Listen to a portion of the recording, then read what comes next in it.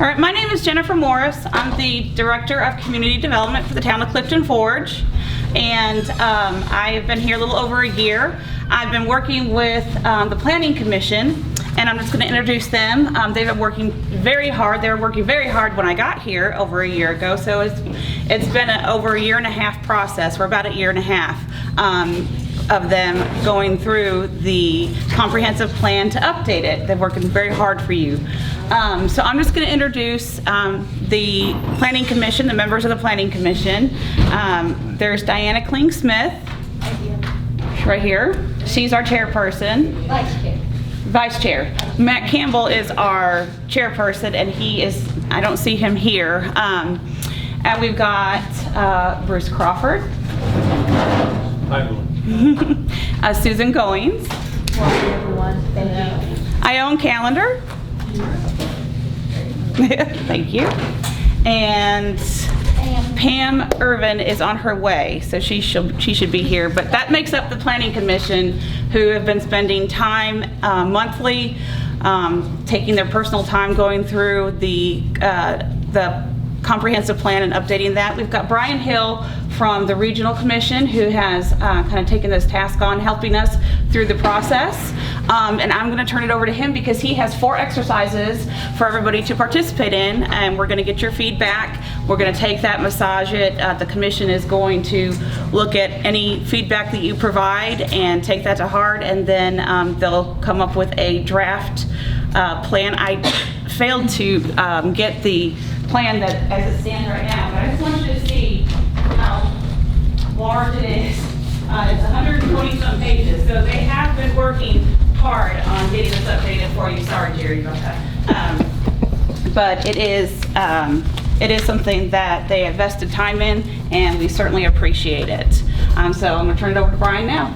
Jennifer, before we do that, I think it's important to note that we have 4 members of the town council here tonight who are not here as a council meeting, but rather to hear the input of the citizens. So we have our Mayor, Jeff Irving, our Vice Mayor, Pam Marshall, Dr. Goins, and Bob Umstead, and we have the Clifton Forge representative to the Board of Supervisors with us as well, Joan Vandersall. So we appreciate them being here to be good listeners as to the information that you all provide. Brian, go ahead. Thank you. I know everyone is enjoying the cool summer weather, as I am. As Jennifer mentioned, my name is Brian Hill. I'm a regional planner with the Roanoke Valley Allegheny Regional Commission, and as Clifton Forge is, as well as Covington and Allegheny County, one of our localities in the 5th Planning District Commission.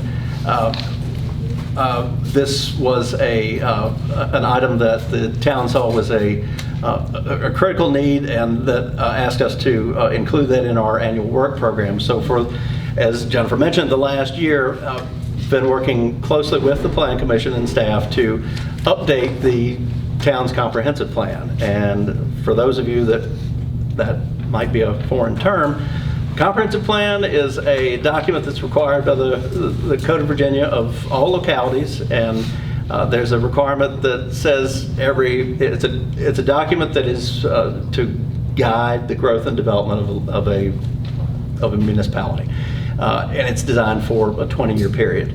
Well, there's no point in having a document sit after being adopted and not do anything for 20 years. So there's a statutory requirement that says after 5 years the document shall be reviewed by the Planning Commission to determine whether it needs to be updated. Well, the rewrite of the comp plan was done in 2012, and so as you might imagine, the Planning Commission recommended to council that we need to update the comp plan. So that's where I pop up. So as a result, we've been meeting monthly with the Planning Commission, again, for about a year, and working through chapter by chapter, a variety of different chapters. And the draft here shows that we do everything from discuss historic resources to housing to economic development, parks, recreation and tourism, community facilities, and transportation and everything in between. So the reason we've got you all here tonight is that we've come to a point where we are slowly getting the document tied up where we would have the Planning Commission and Council recommend and approve and adopt the updated plan. But we didn't want to do that without having public input. That is a critical piece. As planners and public administrators, we can sit all day and write plans, but if there's not public buy-in, it really is no better than something that should be sitting on the shelf gathering dust. So that's why we're here. And I wanted to give you just a few things that the Plan Commission and I have worked on to develop that's sort of overarching themes and kind of a mission statement of the plan itself. So if you'll indulge me, I'll read a couple things here. The theme or the vision of the comprehensive plan is to encourage economic development and prosperity, public-private investment, and future sustainability. All right? You may have heard that term. Well, for purposes of this plan, sustainability occurs when there's a balance between the community's character, finances, health and safety, and transportation and public services, and that it's maintained over a long-term period where the result is a Clifton Forge that's better than that of the present day for its residents and businesses. So we think that's a good thing to strive for. Now, that sustainability, we have, and I'll don't want to mess things up for the camera here, but I'm going to do a little walking here. And the sustainability aspect of things, we've broken into four categories, and I'm going to just kind of briefly go over each of the categories here, and at the end of this, if there's something that jumps out, if you don't understand, please ask. If you've got another suggestion, we've got folks ready to write additional suggestions, and then we'll ask you how important you think that suggestion is on a scale of 1 to 5, where 1 is least important and 5 is most. So, four basic elements of what I call categorical goals needed for sustainability. The first area, community character, and you're going to hear a lot about community character and the term community character districts tonight. And we're going to see a map, and we're going to look at those, and we're going to see what those colors mean. But community character, for basis of our discussion here, is the aesthetic impression of the natural and physical form of development and how a person experiences that setting, either at home, walking, biking, or through some sort of motorized transportation. And here are our goals for community character. Preserve and enhance existing neighborhoods, protect historic area and landmark integrity, provide content-sensitive infill and development. All right, well, what does that mean? Infill development is where you've got maybe a blank space, a vacant lot, and there's surrounding uses. Maybe think of it as there's an undeveloped residential lot. Content or context-sensitive infill. So you don't want to put necessarily a use that's not residential in between things that are already there that are residential. You want it to be harmonious. Improve aesthetic design guidelines and regulations. In other words, when developers come in to develop or redevelop, you want to require something better. You get better architectural elements and design, and building materials, that sort of thing. And then enhance key gateways and corridors, entrances into town, and the major corridors and thoroughfares in town. Second, we have economic capability. And that's defined as a balance between jobs and housing that promotes a sustainable economy. And then our goals here are promote and support downtown commercial viability through development and redevelopment, encourage townwide commercial development, encourage quality residential and commercial growth. Again, quality, maybe not quantity. Market positive assets of town to include tourism. Balance the different land uses, commercial, residential, industrial, and promote mixed-use land development. A mix of uses. For example, downtown, you may have a building that has retail on the first floor and residential or other uses on the top floors. That's what we call mixed use. Specifically, that's called vertical mixed use. Capitalize on the town's location and situation in the regional market, and seek regional coordination. 3, general health, safety, and welfare. So this is the bread and butter. This is what all governments are about. It's to promote the general health, safety, and welfare. And you've probably heard that 100 times about government. That's what we do. And those local government activities of the town, and it's sustainable on a human level. So our goals here are to create and sustain pedestrian-friendly neighborhoods and business districts, provide quality parks, protect natural resources, including air and water quality, and coordinate and participate in regional efforts to promote public health. And the number 4, transportation and public services. Infrastructure services provided by the town, which is indicative of the efficiency of local government, and it contributes to the quality of life. Sidewalks, bike lanes, that sort of thing.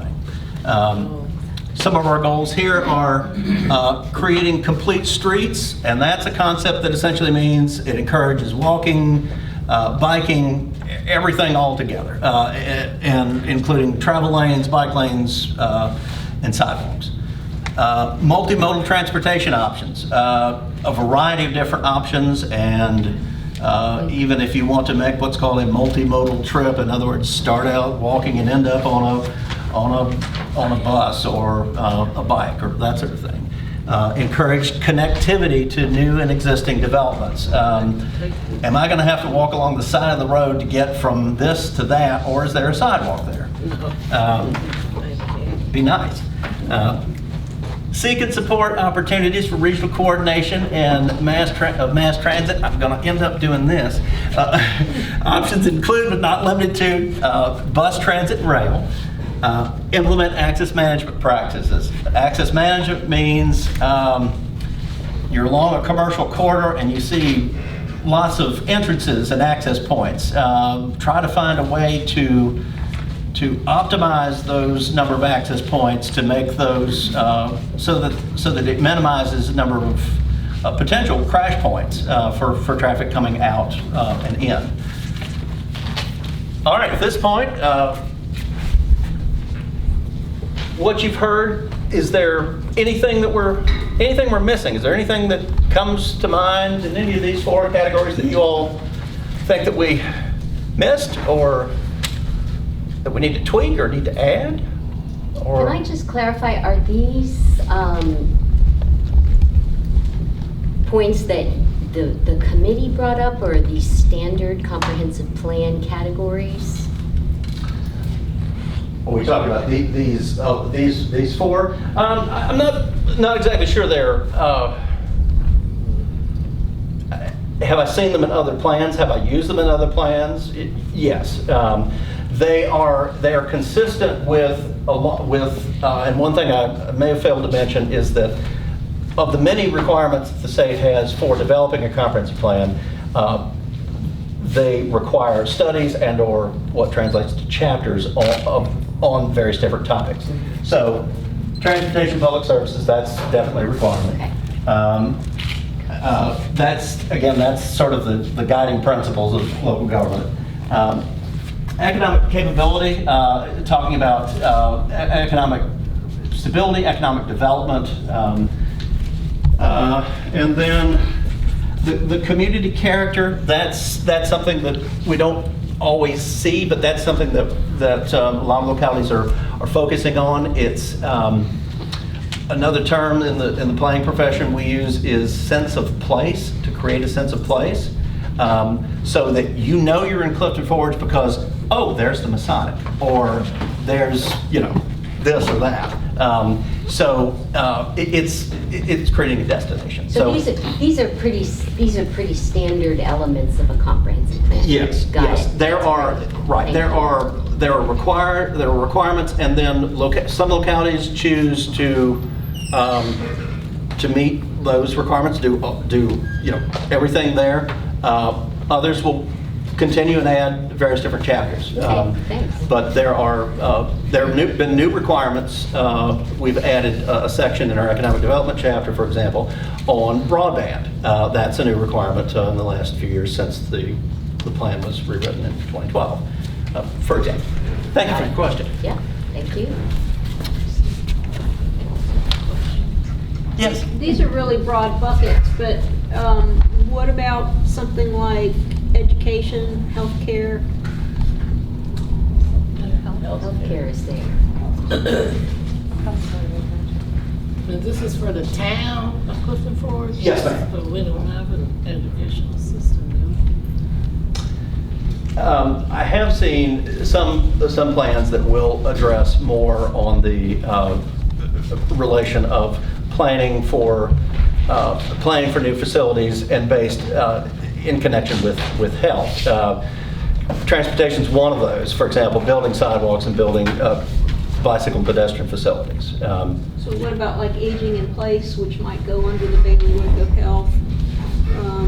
The aging population, demographic trends.